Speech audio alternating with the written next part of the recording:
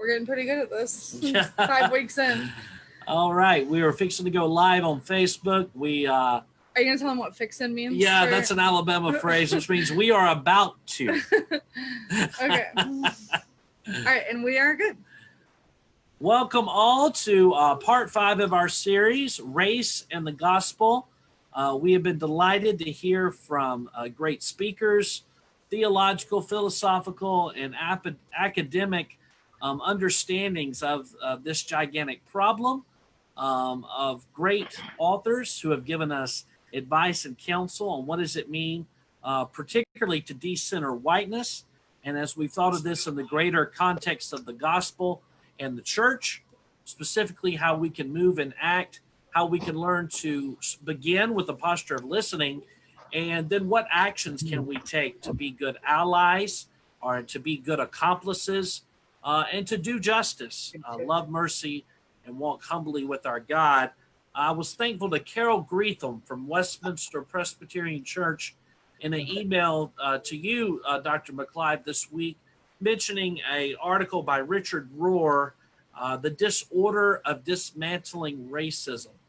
I think it was timely because in this work, even in this series, there can be such difficulty in the conversations, even the material we get into. There's so much, and it can become overwhelming as justice work can do.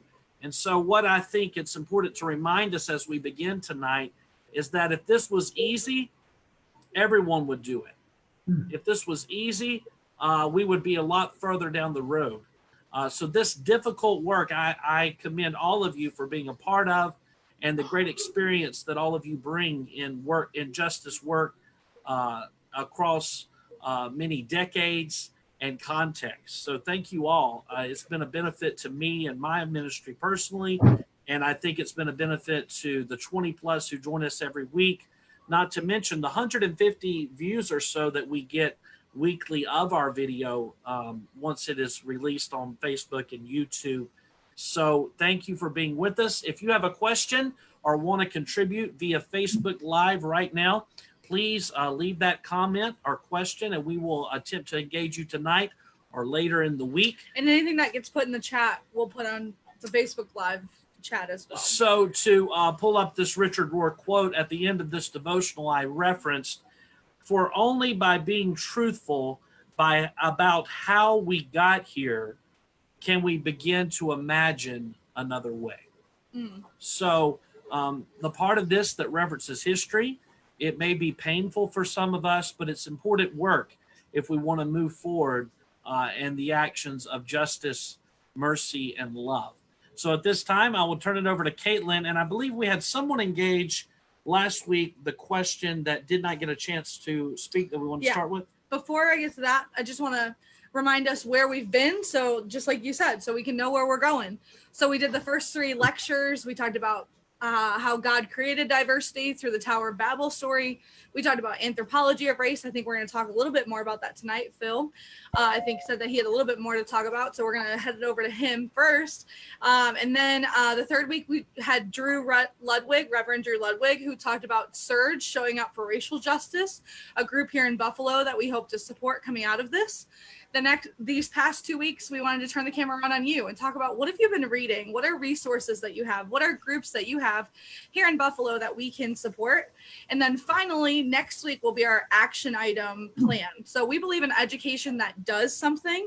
We believe in education that goes from knowledge to walk, basically. So like, as important as knowledge is, we want it to change our lives, right? Just like we want the Bible to change our lives. And so next week, we'll be talking about action items that we want to bring to the racial justice committee, for you guys, the social justice committee, and real things that we can do to become an anti-racist population or church institution. So the question of tonight is, and first we're going to go to the people who didn't get a chance to talk last week. The question of tonight is, what have you been reading? What are resources that you've been reading in this heightened time of awareness? Basically, since June 1st, for many of us, this has been a heightened time of awareness of racial inequities in America. Like Jerome was just talking about, whether we're talking about COVID-19, whether we're talking about police brutality, whether we're talking about injustices in our jail system, any of those things, whatever you've been reading, we want to know about it so we can get all of our resources together, get them out, and then do something about it. So we'll start with Phil. Hey, Carol. And hey, Dr. Jim. So Phil, we'll start with you tonight. What have you been reading, or what did you want to spend your time talking about tonight? Oh, I expected the first item would be a prayer by Micah. Well, he kind of used that meditation today. Instead of a prayer, it was a meditation. I went with the meditation tonight, but I will close us in prayer, Phil. I'll close us in prayer. I want to say greetings to Mr. Wright. I don't know if you remember me, but I think we met at Westminster Church in the recent past. I made some notes from the comments that Drew Ludwig was making, and I had a hard time reaching him. I finally did. We had a phone conversation. Turns out we have a lot in common. He works at hospice. My daughter's best friend and actually half-sister works at hospice, and they know each other, and some other things in common. And it was a very useful conversation. I'm glad you were able to connect. He's a great guy, a good friend of ours. I sent Micah a summary of that with the correct email address for him. Two of my notes were off the mark, and so it's a good thing that I double checked with him. The other one was an observation about white-black racism is a white problem. And that point was first made, in my experience, by Walter Mosley, who gave a distinguished speaker presentation at UB some years ago. And I just wanted to observe that. And from my experience in West Africa, it is a white problem. It is not an African problem nor an African-American problem. I also wanted to comment on a question that was asked last week by a person that I think is not with us tonight. I don't remember her name, but she was disturbed by protesters becoming looters in Chicago. Yeah, she's not with us tonight, but we'd love to hear your thoughts. Well, she's going to watch later, I think. We white people, especially white people in the suburbs, are in danger of falling into this linear form of thinking. We tend to generalize about Black people. And in my experience, from the outside, mind you, as an anthropologist, I have never gone inside to the inner city in any American urban area. But from my observation, it seems to me that there are three main categories of people potentially involved in these protests. And you can correct me later if you think I'm wrong, but I'm going to modify what I'm saying. So let me finish first. Are the Black Lives Matter movement. This movement was started a few years ago by two women, educated women. These are peaceful protesters who want genuine, deep change. The second category, and some of these will overlap. They're not exclusive categories. The second category are angry people. These are people whose anger is either from association or from some personal experiences that they have had. And we've had talks and talks about the 100 personal indignities that African Americans experience throughout the course of a year. It becomes a normal part of their lives. When the opportunity arises, anger will emerge. I think that explains the destruction on Buffalo's Elmwood Avenue a few weeks ago, when gangs of young people went down the street, windows and moving on, smashing windows and moving on. This is an expression of anger. And the third category is genuine needy, stricken people who see the opportunity allowed by these others to steal things. And now those are generic categories. We in the suburbs, we in the universities do not know what life is like in the inner city. You merely need to cross Main Street in Buffalo. You know about the de facto segregation in Buffalo and the poverty level of Buffalo's east side. I mean, we don't have to go very far for this, but need and opportunity can explain a lot of the looting. Now, mind you, the psychology of vandalism might also be taken into consideration here. It's fun to break things. Breaking a window gives a very satisfactory crash, you know? And some of these lootings and vandalisms, cases of vandalism, we know have been promoted by these extreme right-wing gangs called the Proud Boys or the Boogaloo Boys. There is some evidence. So there are other things going on here, but there are these three categories which you can't fully understand unless you go into the city and ask people what life is like. You know the concept of the food desert. You know how many people in Americans' inner cities are deprived of the basic things that we in the suburbs take for granted, that are accessible to us down the street.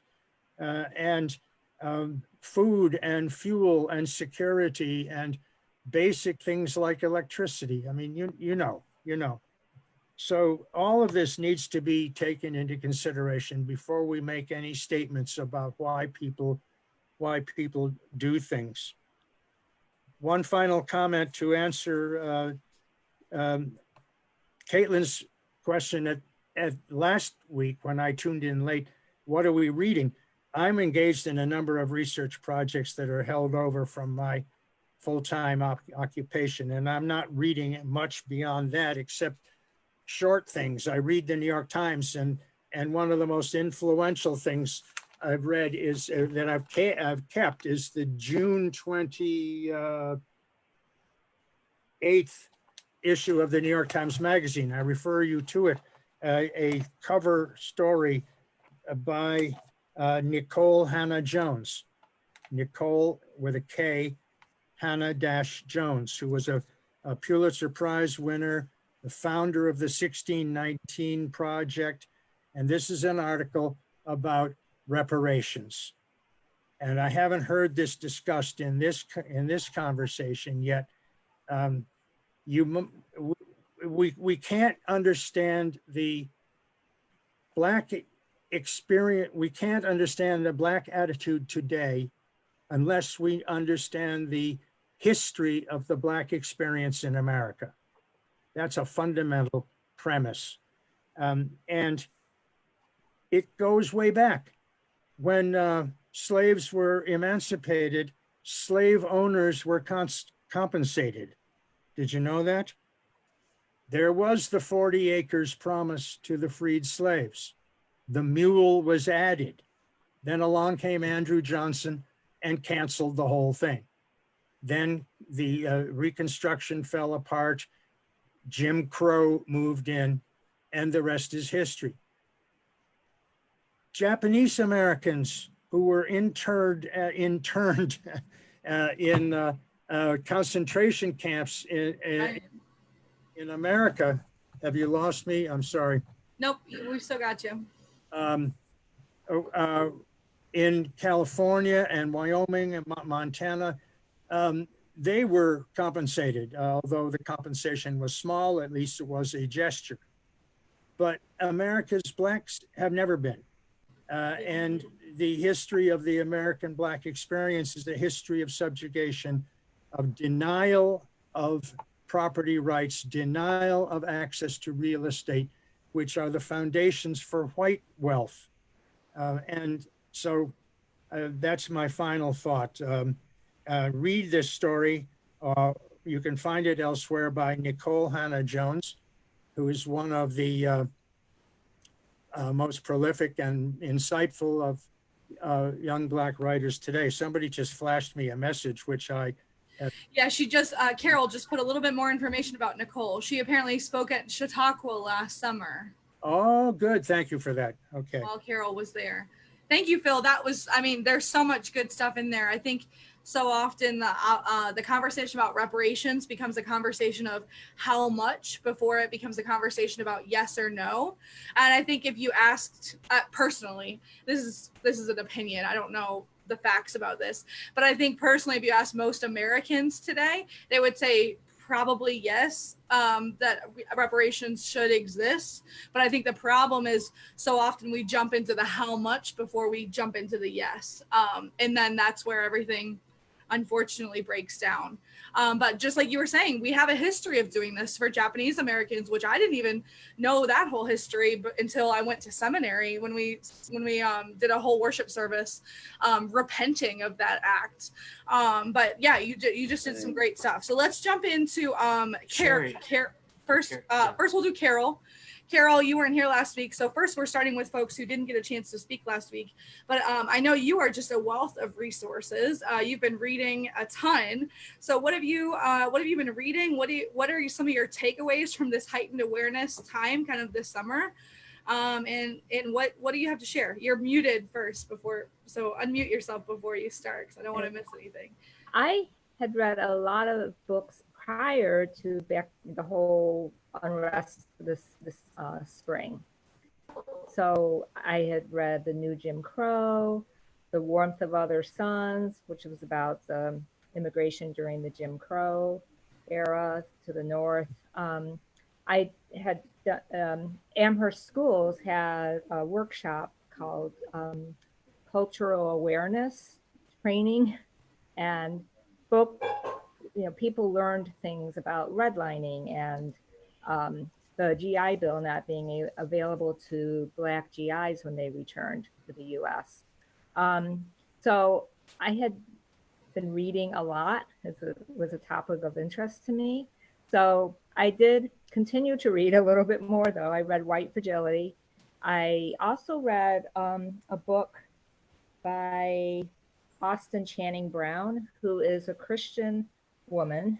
And love her, yeah. Yes, and she's a great advocate for racial justice. And I love that she spoke from the perspective of the church, of being in the church. The last two chapters of her book, I believe, really address that.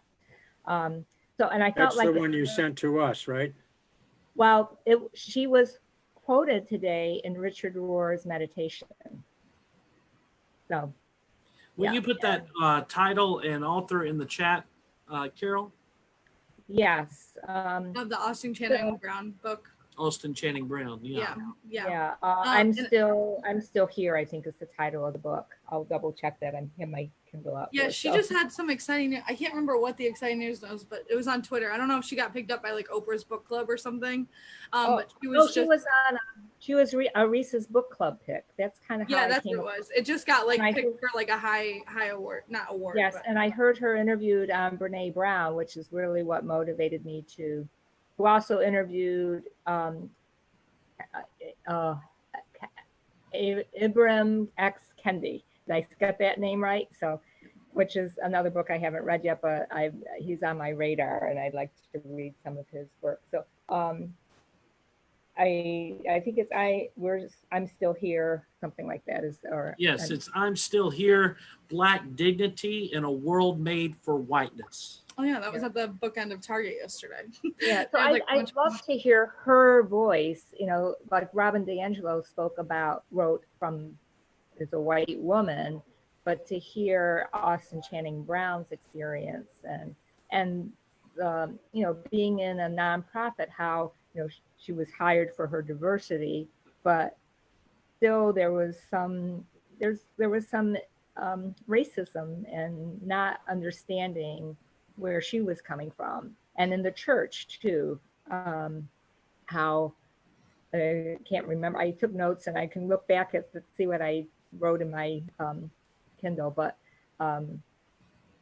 I know that, and I can't remember exactly what she said now, so I wasn't prepared completely. But those. No, it's okay. No, I think she's so important to read, especially from a Christian perspective.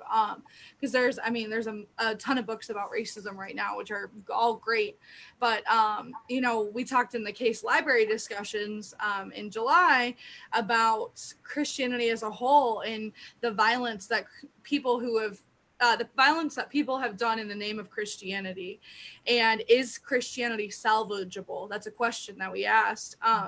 And it's so interesting because so often, you know, we've been talking this summer about how there's two Americas. Basically, it feels like there's two Americas, and then sometimes we'll be talking with our Black friends who are preachers too, in our denomination and outside of our denomination, who talk about how the strength of Christianity through slavery, through Jim Crow, through all of the injustices that Black people have created, and the story of how important the story of Exodus is to Black Christians. And sometimes it feels like we almost have two different Bibles, you know, because our friend Brandon will say, he'll be like, no, without Christianity, a lot of African Americans wouldn't have the ability to read or write, because that was the only thing that they were able to do in the Black church today, and how there's just this kind of almost two Bibles, just like there's two Americas, two, you know, there's all these things. So I think it's important to ask that question, to bring faith into racism, especially here in America, where racism has been held up by Christianity on a crutch, I think sometimes. Yeah. Okay, so let's hear Sherry? from Sherry. Sherry, do you have anything from, I know you didn't get a chance to speak last week. We see you, Phil. Sherry, what have you been reading? What are some of your takeaways from this time? I read How to Be an Anti-Racist, which I thought was really good. I was very interested in what he had to say. Can't remember, of course, all the things that I thought were wonderful about it, but and about white fragility, I was interested in the article that John McClive sent around, that had a different take of it. And I haven't finished it, but after I read the article and then I started reading it again, I thought, yeah, it wasn't quite what I wanted it to be, and I like the anti-racist book better. Yeah, and even our anti-racism needs to be not white-centered, right? So the problem with, or some people's problem with white fragility, is that it's white-centered racism, or trying to fix racism that's without decentering whiteness, and that's just not possible to do, right? So I think that's kind of the main critique of white fragility. But for me, anything that gets white people talking about racism, I think is something to be good. You know, I mean, I'm not going to throw something down, you know, I mean, yeah, maybe there's some other things that we should have been doing, but anything that gets white congregations that have been silent for 150 years on racism, I'm not going to be too heavily, you know, critical of, you know. Right. And, you know, thinking about two different Christianities, I think maybe there's actually three, because they're those lovely evangelicals that kind of don't behave like Christians sometimes. So there's that. Yeah. And I've claimed, you know, I mean, I think a lot of mainline churches need to reclaim Christianity. I mean, I think we need to reclaim what it means to be a Christian, because right now when people think of Christianity, they don't think of, you know, I mean, we all know what they think of. And I don't think that's accurate. A lot of times. I agree completely. And you look at folks down in the South, I guess. I apologize, Micah. Oh, no apology needed. It's the truth. Yeah, it's really a shame. You think, gosh, how did you grow up? What kind of a church did you grow up in? So anyway, When that but everyone looks like them and thinks like them, and but we have just as, I mean, I was a Yankee. I was born in Detroit and moved down south and then moved back up here. And, when I moved to the south, people were like, "Oh, you're from the north. Racism doesn't exist in the north."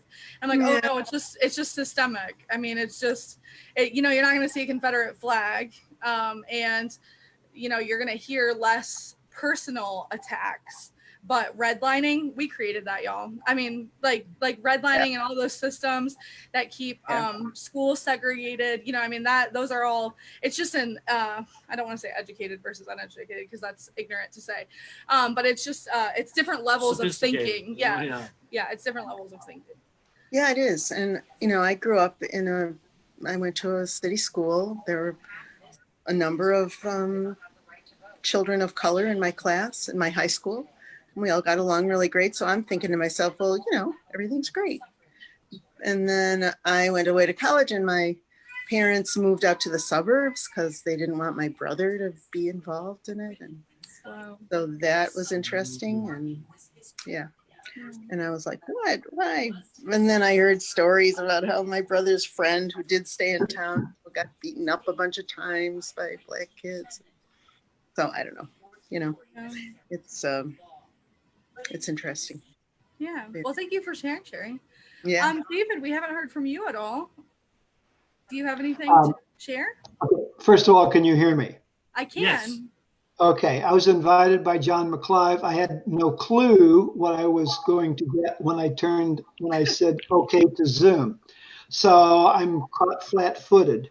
The only thing there are a couple, I could say a lot of things that are relevant, in my opinion. I will say one thing that I think is helpful. I tutor. I met John at the Westminster program for immigrant children. They were from a lot of places. And for the last 5 years or so, well, one thing I did was I worked through the International Institute on Delaware and got hooked up with a Karen family from, Burma.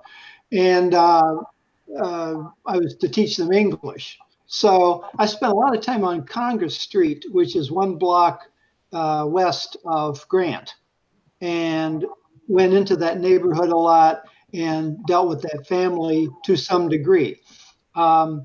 And then the last 5 or so, and I've been in a lot of public schools tutoring, and the last 10 years I've been at St. Gerard's at Bailey and Delavan in their GED program. And about 95% of the students there are Black. And that has been a worthwhile thing to do. And I also tutor at Reclaimed School at, Virginia and Elmwood, I think. Again, a GED program. That will take a very, very, very long time. If I can help some people get the equivalent of a high school diploma, they can get a job that's just a little bit better than what they have now. Yeah. But if they have the push to do it, it means the next generation is going to be a little bit better. Lived through the 60s. I was a teenager into college and was horrified by that, and more horrified by the fact that 60 years plus, we seem to be moving backwards to some degrees. There are things that we can do, and I'm on this Zoom meeting to try to find out what else there is. That's where I'm coming from. Well, I'm so glad you joined us. A friend of John's, of course, is a friend of all of ours. We just adore John and Louise. Karen, how about you? I know you didn't get a chance to speak last time, so I want to make sure your little Zoom square gets a chance to. Well, I don't have anything. Unfortunately, I've been so busy, I haven't been able to pick up a book to read or anything. So Paul is much better at that than I am. Well, Well, it's all good. Just thank you. So you guys are faithful people who show up to our conversation each week. So I'm glad that you do. Mr. Wright, I'd love to spend some time with you and make sure that you have some time on our floor. We're so glad that you joined us tonight. So what has kind of been on your mind in this? We're kind of speaking of heightened awareness, since June 1st, since George Floyd, it's become a big part of the platform, probably going forward into our elections. Of course, this is something we've all been working on for a while, and I'm sure you as well. I know John told us a little bit about the history of how of who you are and how you came to know John and Reed Taylor, who is normally with us, and he'll be with us later tonight. They told us a little bit of your history and who you are, but we'd love to know, what are you working on? What are some of your takeaways from here? Yeah. Well, great. Thank you. First of all, thank you for allowing me this time and opportunity to talk with you. First of all, let me say to Phil, I would never forget you. I do remember the engaging conversation we had at Westminster. John and Louise are just two of my favorite people in the whole wide world. Just some people grow on you no matter what you do to fight it off or whatever circumstances they are. And they have done that for me. They have been really in my corner and family, really, and it is to me an example of what we're supposed to be like. We're not in the same age group. We're not in the same racial group. And I don't believe in race personally. And I will explain that in a minute. But we're not in the same thing anyway. I mean, there are not many areas where we share commonalities, but the biggest commonality is that we respect, admire, and appreciate each other. And that's what the human experience is about, is having somebody that you can really enjoy life with, appreciate, love, respect, be vulnerable with, and be there for when they need you. And all of these things are what our relationship has been about and what real human interaction is about. So I said I don't believe in race. A couple of years ago, there was a judge, and I don't remember the state, and we need to look it up. We'll find it. I'm sure you can Google it. And it was a black judge of 50 years old or thereabouts. And he was needed an organ, and I can't remember if it was a kidney or a lung or whatever. In any event, he needed an organ. And they had done everybody in his family and all his friends to try to get a donor organ, and nobody was a match. By some fluke and what I call divine intervention, it came to be that a fellow jurist, another judge, a white female, ended up being a perfect match. And so she donated her organ to him. Yes, she donated her organ to him. Yes, and this is true story. No fake news here. This is true to life. And even though I have all the particulars, I can guarantee that I saw it and know the information. It's just in my advancing age, I can't keep track of everything anymore. But so this whole idea of race and difference, to me, crystallized in that moment that as much as there are differences between us, it is why we call ourselves human, because human is a compound word made of hue, which means shades and colors and tints, and man. So it is man and man, right? And, etymology. Let me see if I can get this out. Etymologically speaking, that would mean that it is defining us as men and women of different shades and colors and hints and hues, and that makes who we are. The fact that there is this social construct called race is where we get into this problem of who's better, who's not. Now, you asked what I think about it. Well, I'm going to tell you, I believe the fact that anybody that calls themselves or considers themselves a racist has a mental illness. I believe this because mental illness is having delusions of grandeur and believing in something that cannot be even remotely factually correct, to think that just by virtue of the color of somebody's skin. They could be smarter, dumber, better, or whatever, is really crazy. Because that's to say that everybody who's over 7 foot can play basketball. And everybody who's, we can pick a category and take the generalization and then assign that to everybody. And then we would sit there and know that that is incorrect because everybody would not be able to fit into it. And no different than our characteristics as human beings. I am so blessed to be in this time where I see that this is the most homogenous this society has been, especially young people, in my life. And I'm 60 years old. Spring chicken to some of you guys that like John. But I'm 60, and then I can say in 60 years, I have never seen Black, white, Asian, rich, poor, young people coalesce together around anything other than sports or gaming or whatever they do these days, young people. But to see them coming together now says that years and decades of racist ideology and tendencies and beliefs are starting to wane because they no longer view each other as this whole racist paradigm forces people to view each other. I am so happy that we have conscientious allies, friends, and family who are white, who are willing to stand up. My concern is that, and you briefly said something about it, the white church has been completely silent on this, almost to the point where it seems this is my opinion, that there's some complicity in not saying something. Not that they agree, huh? Yeah, no. Well, it seems like that, and that is a real sad testament because if you are a Christian and you know your goal is to bring people to Christ, and if you're not doing that, or if you're sending a message that Christ is something negative, that they don't want to be involved, that is a sin that you're going to have to be held accountable for. Amen.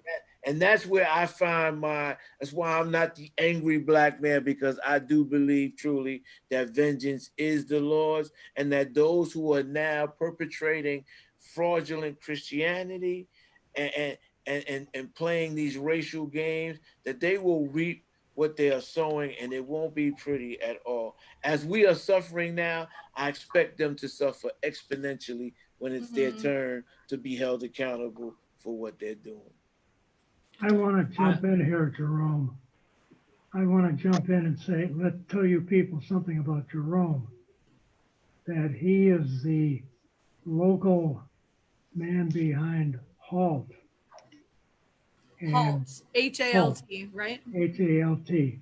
And it's an effort to stop the abuses of solitary confinement in prisons. And Jerome is leading the way here. And on Sunday, we had a meeting of the HALT committee. Remember? And at the end, Jerome, I said, okay, guys, I will try very hard to find a way to have this be one of the questions posed to Trump and Biden during the presidential debates. And I'm working on that full time. And I sent you. If anyone can, it's you, John. If anyone can get it, it's you.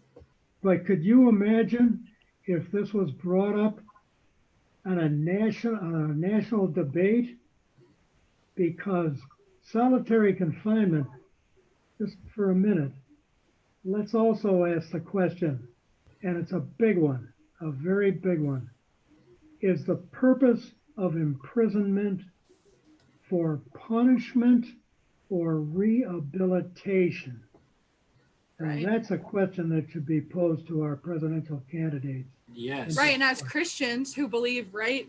Christians who believe that community is next to godliness and that godliness is in community, and how we literally, like as Christians, we believe you need community to survive, right?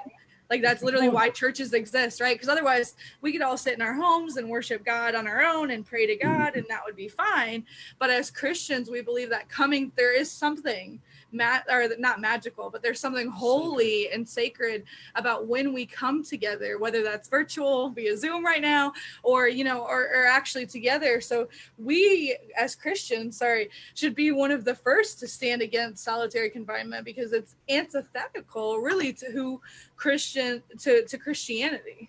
I want to jump in while we're talking about community and quickly mention Jen, who's on Facebook Live, just commented and attached a resource that would be important to look at. It's an advocacy toolkit for fair, safe, and effective community policing. So an alternative to calling like 911 corrupt system that we're seeing in our police departments.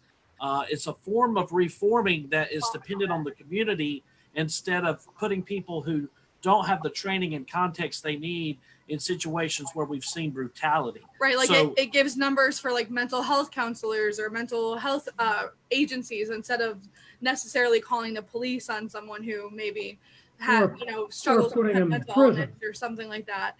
Calling the right people is one of the most important things we can do. So thank you so much, Jim, for contributing to the conversation. Yes, thank you, Jen. So I just want to mention, Just Mercy, and another book that I read this summer, Man Who Was Helped by Brian Stevenson, The Sun Does Shine, Anthony Ray Hinton, you know it, Jerome, yes. Yeah.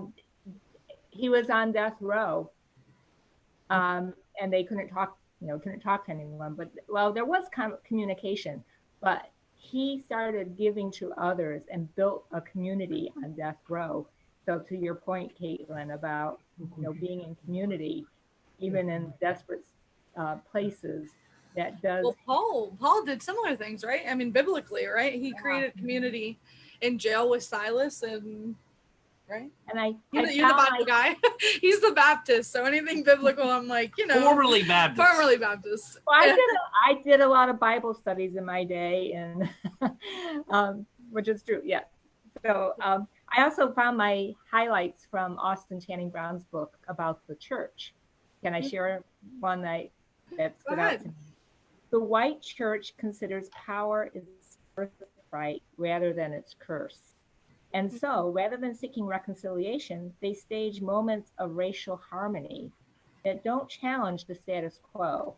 They organize worship services where the choirs of two racially different churches sing together, where a pastor of a different race preaches a couple times a year, where they celebrate MLK, but don't acknowledge current racial injustices. Acts like these can create beautiful moments of harmony and goodwill, but since they don't change the underlying power structure at the organization, it would be misleading to call them acts of reconciliation. So it's getting people in leadership in Black and churches. And I look at our church, we don't have any person of color on our staff.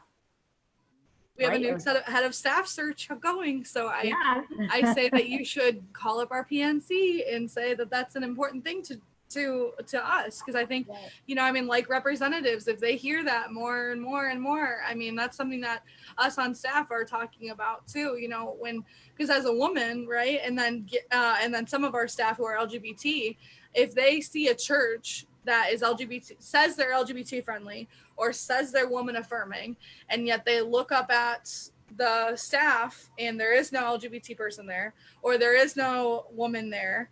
For us, in our case, we call ourselves, or we are attempting to call ourselves, an anti-racist institution. And yet when you look at our website, the only person of color on our website is a half-time sexton that comes on Sunday mornings who opens our building. I think it's an important conversation for Lafayette as well. Sorry, I didn't mean to take over. 175 years of calling pastors, and it's always been white men. In our case, not even a woman has been called, nor a person of color. So I think we have to do that hard work of looking in the mirror and say, how does our hiring policies represent our values? Right. Yeah. And even on session, you know, it would be good to have, now we do have diversity in the deacons, but while there has been, I think Lavera was on session in the past. Yeah. But the fact that we can like name people. Yeah. Yeah. What? Yeah. Yeah. I love that. Paul, you've been quiet tonight. Is there anything you're thinking? Yeah. And then, sorry. Kind of what, this is not an attack on what people have been reading. Sorry, you're really quiet. Can you maybe lean up a little bit? Get closer to your mic. Not an attack on this whole thing of what you've been reading. Unfortunately, I'm at a point in my life where I don't read as much as I used to. But this is meant as a supplement to that. I think you can gain some of this, and I'll go back to what I said a number of times, trying to walk in others' shoes to understand their experience. Yeah. When I've been in the car this week, because today is the 100th anniversary of what we're celebrating as women's suffrage, what was really white women's suffrage. Yep, absolutely, Paul. I'd like to consider myself an educated man. I taught history for 38 years in high school. My bachelor's is in history from a fairly decent university. I never knew about the Japanese internment camps in this country in World War II until I went to college. We didn't get that in high school. I didn't know until listening as I've been in the car the last couple of days that when the women were pushing for suffrage, to vote suffrage in the late 1800s and even early 1900s, that by and large, the white women pushed the black women who wanted to work with them away. Yep. Absolutely, Paul. You're right. I didn't know that. And so you can get some of that if you're watching or listening the right thing. The other thing is there's a gentleman who has a show on CNN on Sunday nights called, his name is W. Kamel Bell, and he does, this week, his discussion was on reparations. And Phil, you mentioned, did we know, I found out, again, I taught history for 38 years. I found out Sunday night, I never knew that the white slave owners were compensated for, forgive me for saying it this way, their property losses. You know, and so one of the things we have to do, and I'm kind of caught in the middle on this, is do a better job with our history. And I say I'm kind of caught in the middle because I don't think we teach our history at the secondary level to enough depth. On the other hand, if you try to do too much depth, their eyes start to glaze over. So finding that way to get all of these important things out is something we need to work on. Anyway. Yeah, Well, I think.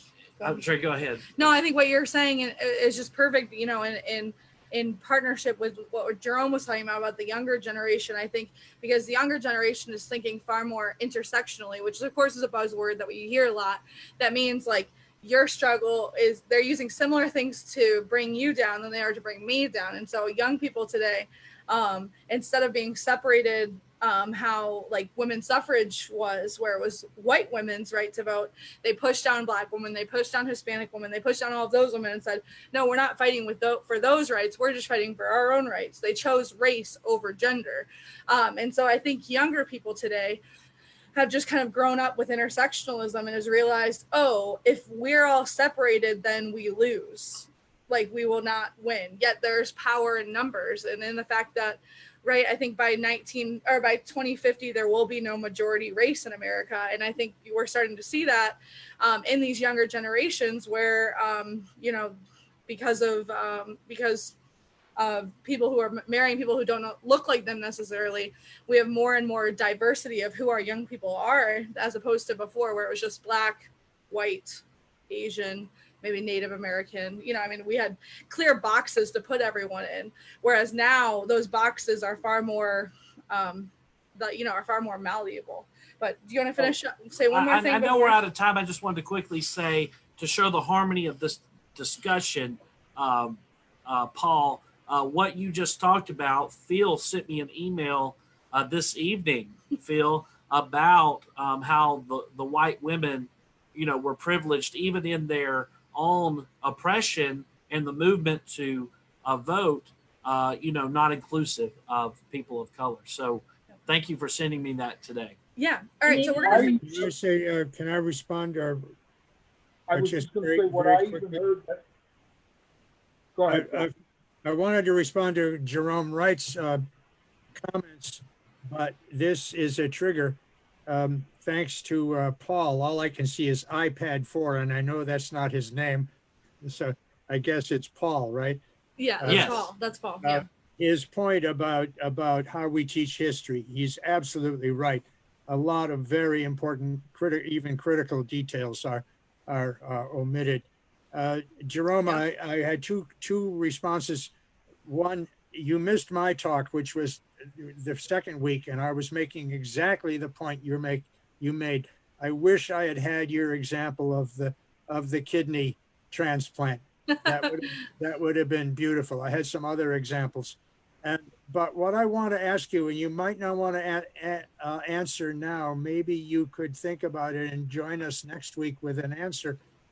What can well-meaning but not well-informed white people do that's real, other than reading and talking? What can we actually do that's real, that will make a real change?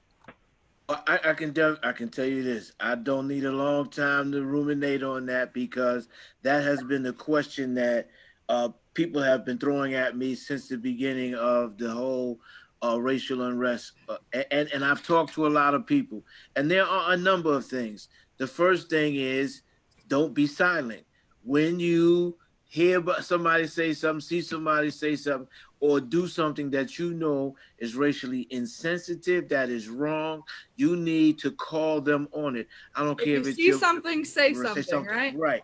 I don't care if it's your mother, brother, sister, aunt, cousin, best friend, pastor, or whoever.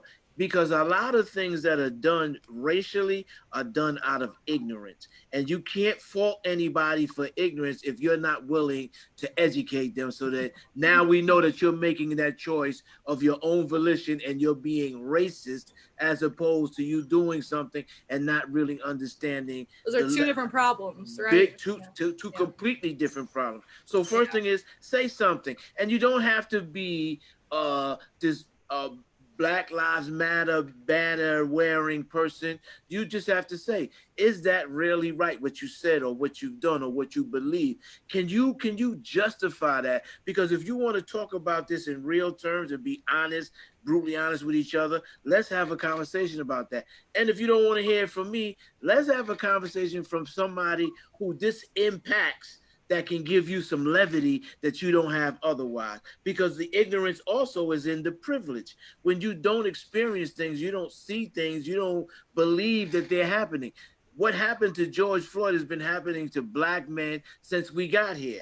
It wasn't until that happened and we had the video and the time, all the cataclysmic things that needed to happen, the stars aligned on that day. But this is something that had been going on all along.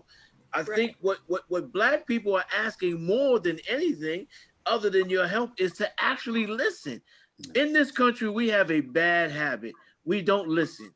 We hear what you're saying, and we're thinking about responding before we even understand what you said. Listening is an art. And if you would listen to what people are saying, half of the problems we have in the world would be non-existent, because you would understand what they're saying and respond appropriately. And what happens is we respond inappropriately, because I'm already formulating an answer in my mind to what you said without hearing you finish up. You see so many arguments end with, well, that's what I was saying all along. Because they were never listening. They were talking at each other instead of to each other. So Thank you. listen, Please listen to ask somebody what the problem, like you're asking me, what can I do? What's the problem? One of the most insidious things, and you guys hit it on the head, education. When you go to school and you're not taught anything about yourself that is positive, you can't believe anything about yourself is positive. That allows negativity to become an important facet of your life that you should not have. There's a young girl, and I always tell this story, who said, "Oh, you could go to college. You should be in college, Jerome. Why didn't you stay in college?" Because I got arrested and went to jail when I was in college. And I said, I never really thought about college. And we had a big debate back and forth. And she went home, and the next day she came back and she apologized. And I said, "Why you apologize?" She said, "You know what? I had to think about my life. And me and my best friend, when we were in the 3rd grade, were already planning to be roommates in college together." Yeah. Yeah. So her life track was set up to go to college, not to prison, not to the streets. But when my life set, I'm inundated with all this other stuff. Now, I still have to take personal accountability, but influence is influence. And Yeah, mentoring, two different bad Americans. mentoring is bad mentoring, and that happens too. So Yep. listen, say something and when something is wrong, and mostly importantly, be an ally. If you see a Black person in a compromising situation, don't walk away. It is your problem, because we all in this together. You really a Christian. Don't walk on the other side of the Samaritan. Be there and be on the job for each other, because you'll never know when that Samaritan got to be there to help you. Thank you very much. I do hope you'll join us next week. Anyway. Thank you. Speaking of next week, the PCUSA is hosting a week-long week of action, which perfectly coincides with our week of action, right? Because we next Tuesday will be talking about how it'll be the very end of our series, but of course not the end of our discussion on the gospel and race. But we will be discussing what action items we want to take to our committees to cause real change, to create institutions that are anti-racist. But this is so we'll meet Tuesday night for our last one, 6:30, right here on Zoom. Same Zoom link, same everything. But we are also taking part of the bigger action, which the PCUSA is partnering with Black Lives Matter, the movement, to do something every day of next week. And we will be taking part specifically. You can do all of them, but these 3 items are what we're doing. Thursday, we're wearing black in honor of solidarity with indigenous peoples and all people of color suffering oppression. Yep. So that's that one. Friday, 3 p.m. there will be a documentary called "Troubling the Waters," and there will be a hosted conversation at 1 p.m. by our new moderators, who, just as a reminder, one of them is an African American from Huntsville, Alabama, and the other one is an indigenous woman from Minnesota, or from Minneapolis, Minnesota. They'll be hosting a conversation. There are new moderators of the PCUSA, our new spokespeople. They represent us at everything we go to. They're really, really, really great. So you'll want to hear them talk. And then finally, on Sunday is a day of service. And we, the young adults ministry and the youth, will be going to MLK Park and cleaning up that area and talking more about race and how certain areas of our town aren't taken care of by community, by the government, the city government, and how we need to step up to fill in those, to fill in those spaces.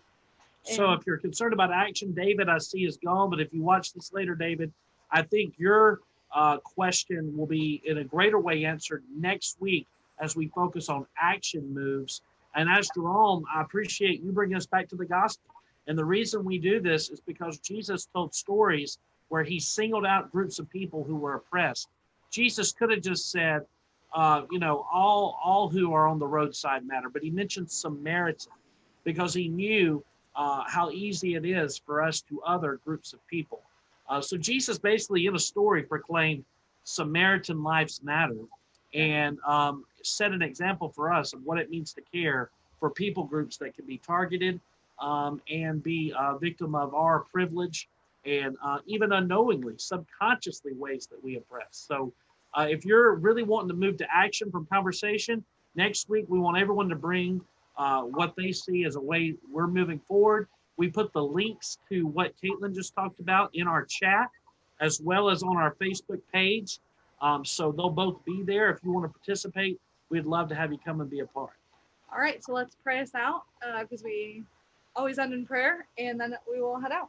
Will you pray first? All right, we'll see you, sisters and brothers, next time. Let us pray. Lord Jesus, thank you that you have taught us the way of justice. We lament how often we have failed to follow in your footsteps. We lament the way the church has often been silent and worse, been part of the problem of brutal racism. We ask that we now that we know better, we would do better. As Jerome and Phil and others have talked about the importance of education and the hard conversations we have to have with our friends and family if we truly long to be in solidarity with the oppressed. So we ask that we would truly do justice, love mercy, and walk humbly in all our ways, in our lives, and in our institutions, and that we would seek to dismantle white supremacy in all its subtle and not so subtle forms. And we ask this in your awesome name and ask for your strength by the power of your Spirit to come and bring revival in our hearts, lives, communities, nation, and world. And we ask all this in your awesome name. Amen. Amen. All right, thank you all for joining us, and especially you, Mr. Wright. Thank you so much. And we will see you all next week.